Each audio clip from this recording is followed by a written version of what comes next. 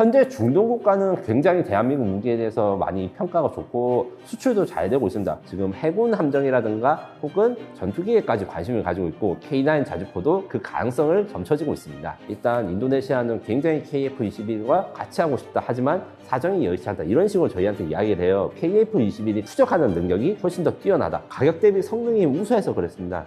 안녕하세요. 저는 에비에이션 위크 한국 특파원 김민석입니다. 저는 2013년부터 에비에이션 위크 특파원 생활을 하면서 국내외의 그 방위사업 소식, 특히 한국의 K방산을 외국에 알리는 데 많은 노력을 해왔고, 올해는 K방산에 투자라고 하는 K방산 투자서, 그러니까 우리나라 10대 방위사업 주요 상품이 왜 경쟁력이 있는지, 그리고 앞으로의 판매 전망이라든가 경쟁자들은 어떤 준비를 하고 있는지, 그리고 우리나라 대형 방산기업들의 라이벌 구도라든가 업계 관계는 어떻게 되는지 이런 것들을 정리한 책을 내고 현재 지금 유튜브 및 강연 활동을 하고 있습니다.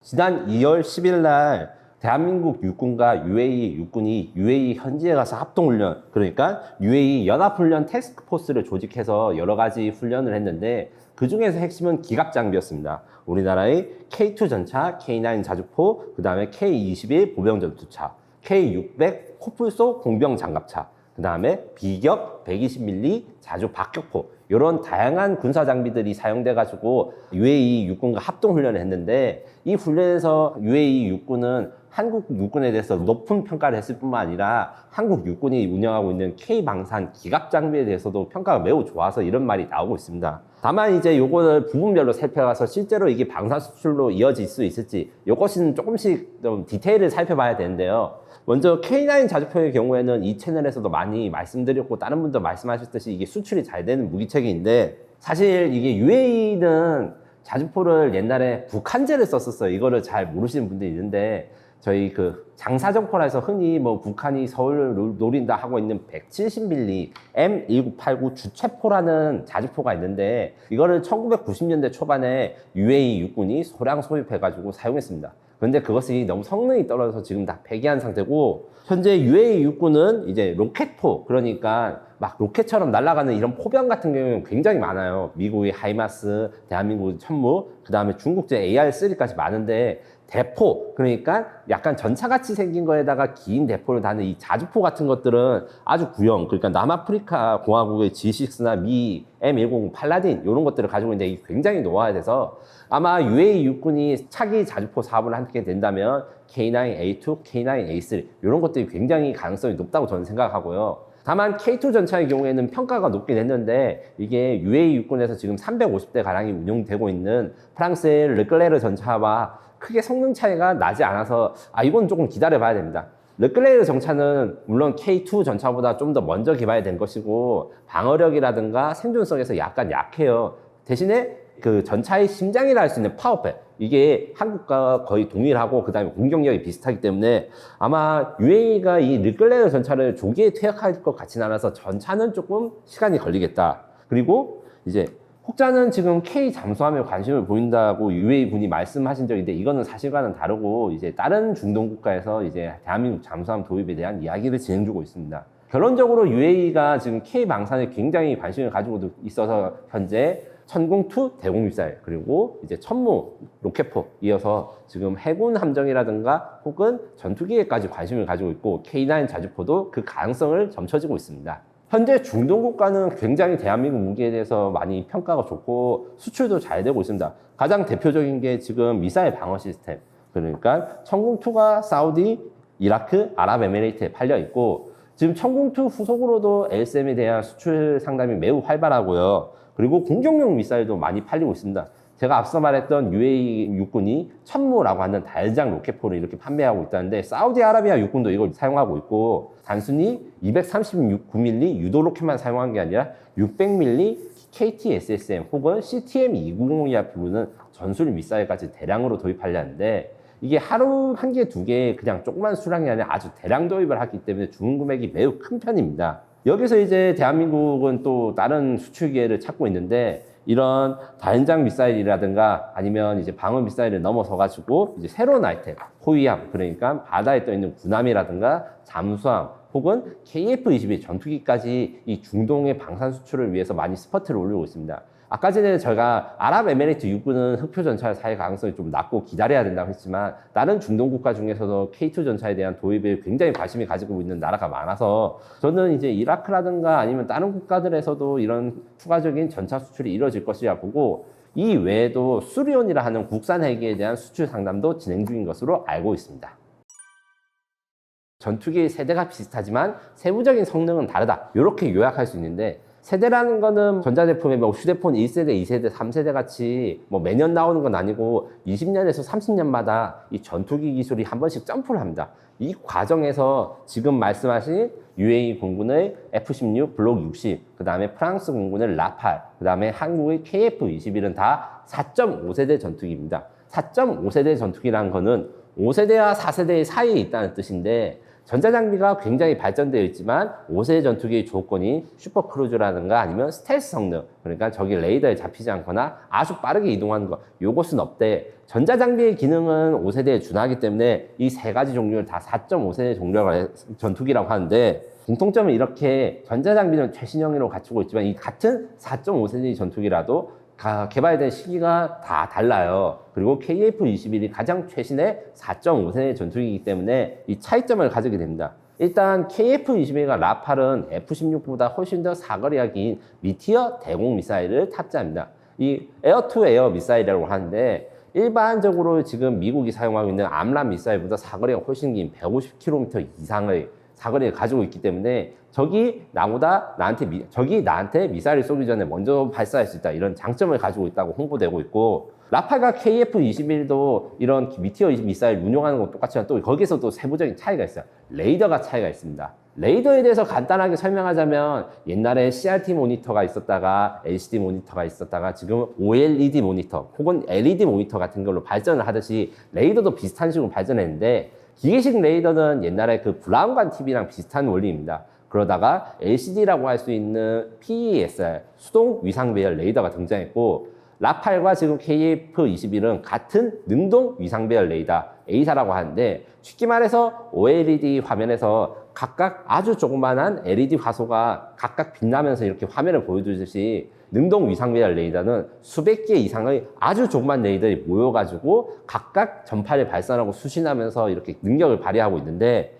여기서 소자가 중요합니다. 라팔은 한 세대 전, 그러니까 좀 부형이라고 할 수 있는 갈륨 비소 소자의 송수신 모듈 800개, 그 다음에 KF-21은 지라 갈륨 소자 1000개인데 이 지라 갈륨은 GAN이라고 부르는데 요즘 휴대폰 충전기를 보면 고속 충전기를 하면서 GAN을 썼다 이렇게 하는데, 이 전력 증폭 소자의 경우에는 열을 잘 건질 수 있어서 출력을 같은 크기라고 해도 출력을 더 많은 출력을 낼 수 있기 때문에 성능이 더 우월합니다. 그래서 요 레이더의 성능 차이가 있다, 이렇게 정리를 할 수 있습니다. 레이더의 지금 방금 전에 세대에 따라서 레이더의 그 성능이 구분된다 했는데, 레이더의 기능은 사실은 이 능동과 수동, 그러니까 이 과거와 현재에 비해서 크게 달라진 점이 있습니다. 바로 동시 추적 능력인데요. 기본적으로 CRT 모니터랑 비슷하다고 했던 기계식 레이더의 경우에는 안테나를 한 번씩 돌려가면서 적이 어디에 있는지, 어느 정도에 있는지 표적을 파악하기 때문에 이 갱신 시간이 굉장히 짧아요. 근데 능동 위상 배열 레이더는 앞서 말씀드렸듯이 매우 작은 소형 레이더들이 모여가지고 하나의 레이더처럼 움직이기 때문에 이 갱신 시간, 스캔하는 시간이 굉장히 짧습니다.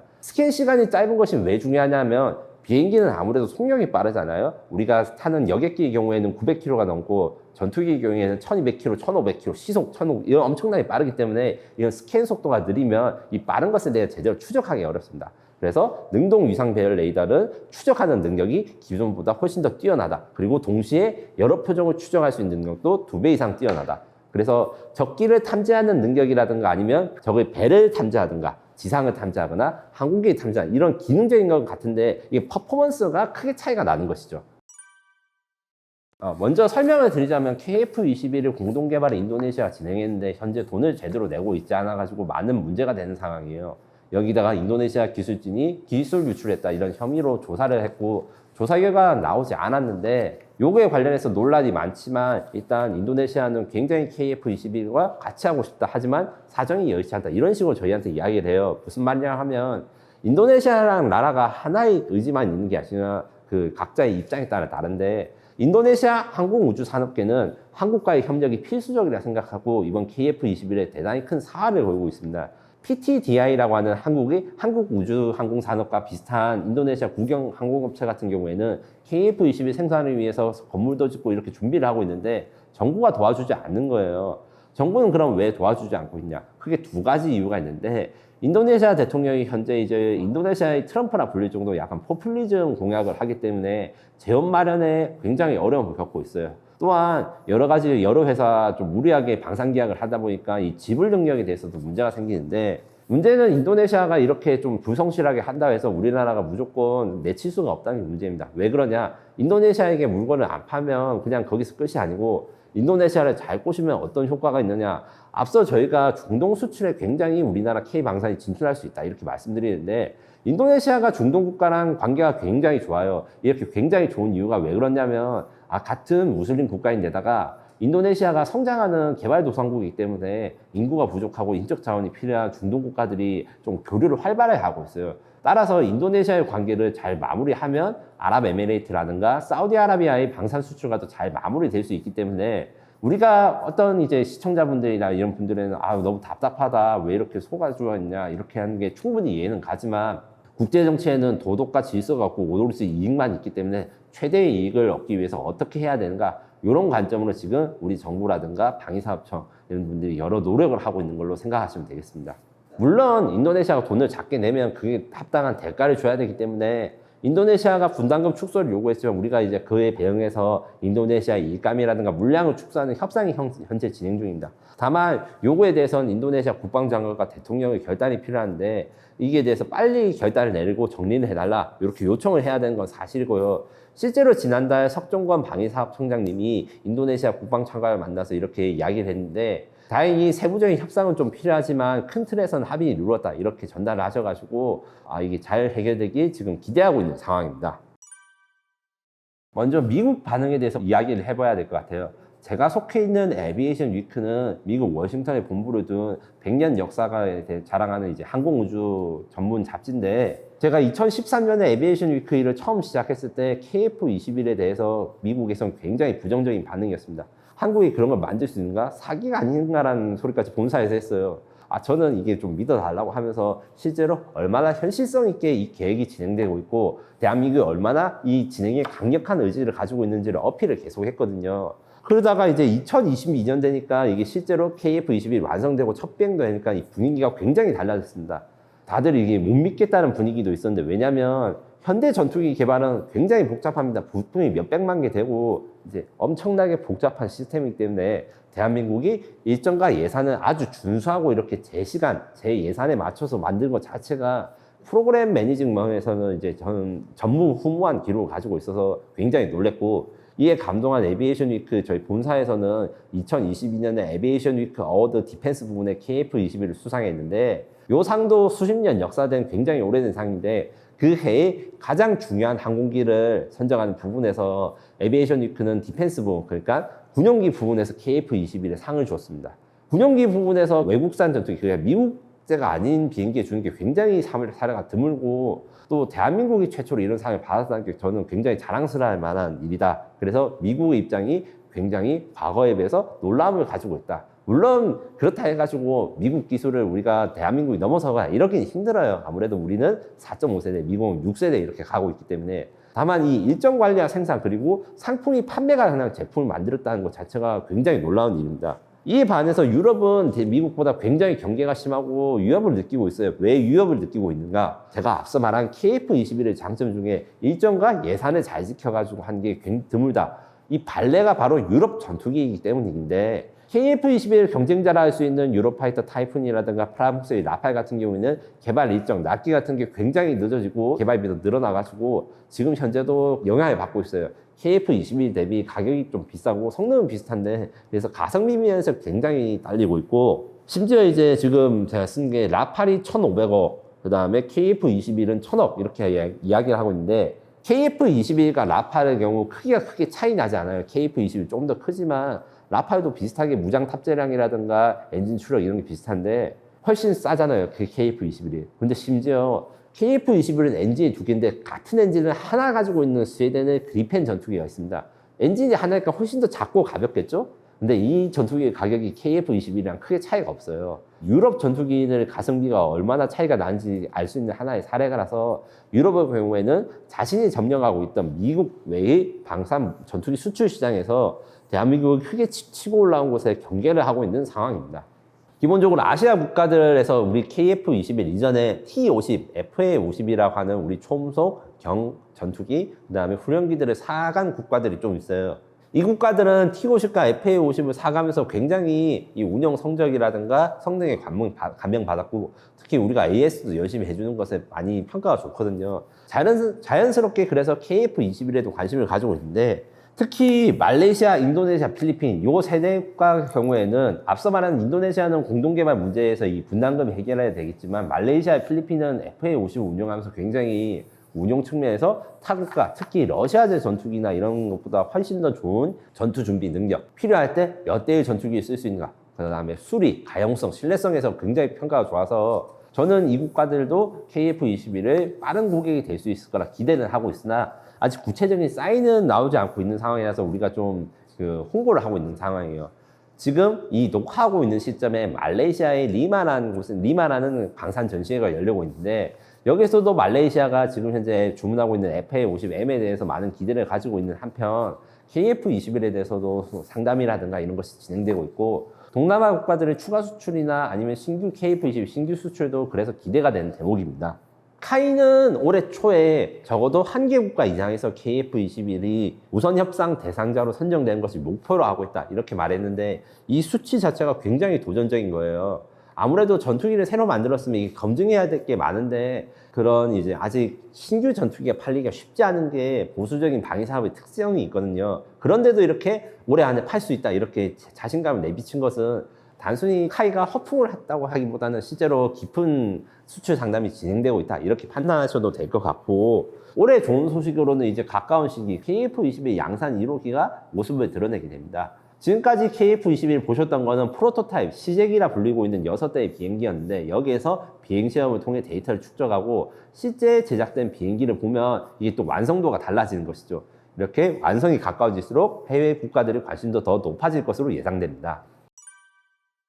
첫 번째로 가성비입니다. 제가 앞서서 유럽의 경쟁자라고 있는 프랑스 라팔, 스웨덴 그래핀에 비해서 얼마나 이제 가격이 싼 전투기가 KF-21인지 이렇게 말씀드렸는데, 단순히 가격이 싸가지고 좋은 게 아니고 가격 대비 성능이 우수해서 그랬습니다. 발전된 에이사 레이더, 통합 전자전 장비, IRST, EOTS와 같은 이제 전자장비들이 최신형으로 갖춰져 있고, 운영 유지비가 적을 뿐만 아니라 가동률도 매우 높아요. 전쟁이 났을 때 뭐 같은 10대의 전투기라도 가동률이 60%면 6대만 할 수 있고 동원할 수 있고, 80%는 8대만 동원할 수 있고, 이렇게 가동률이 중요한데 이 측면에서도 대한민국 기술이 강점을 가지고 있습니다. 신뢰성 측면에서도 이게 비슷한데, 기본적으로 부품이라든가 이런 것들 해외 경쟁자들은 단종된 것도 있고, 수리 부속을 보낼 때 한 몇 개월, 1년, 심하면 이제 몇 년이 걸리는 경우도 있어요.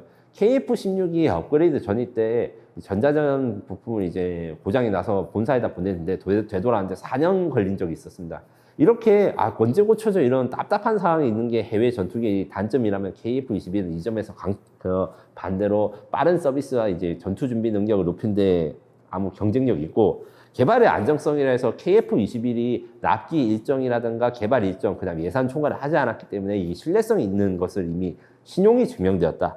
마지막으로 미래 발전 가능성을 뜰 수 있는데, KF-21과 라팔은 현재 기준에서는 동급 전투기로 평가됩니다. 왜냐하면 둘 다 완전한 스텔스 능력을 가지지 않았기 때문인데요. 이에 비해서 KF-21은 처음부터 베이비 랩터라고 F-22랑 비슷한 모습을 가진 것이, 그 이유가 컴퓨터를 사용한 시뮬레이션과 MNS, 그러니까 모델링과 시뮬레이션을 많이 사용했기 때문에 레이더에 어떻게 하면 탐지되지 않는지 이런 걸 연구해가면서 개발한 것과 라팔이 그렇지 않거든요. 그렇기 때문에 향후에 스텔스 전투기인 5.5세대로 발전할 수 있는 가능성이 있기 때문에 이 KF-21의 경쟁력이 나온다, 이렇게 정리할 수 있습니다. 네, 일단 이번에 인도 파키스탄 공군전에서 굉장히 이야기가 많이 돼 있고, 파키스탄 공군이 뭐 그렇게 세겠어 이렇게 생각하시는 분들 많았는데, 실제 결과의 경우에는 파키스탄 공군의 중국제 전투기가 1,500억짜리 프랑스의 라팔 전투기를 격추했다, 이런 사실이 알려지니까 굉장히 놀라고 있는데, 이게 성능 개량을 얼마나 열심히 해야 되는지 이거에 대한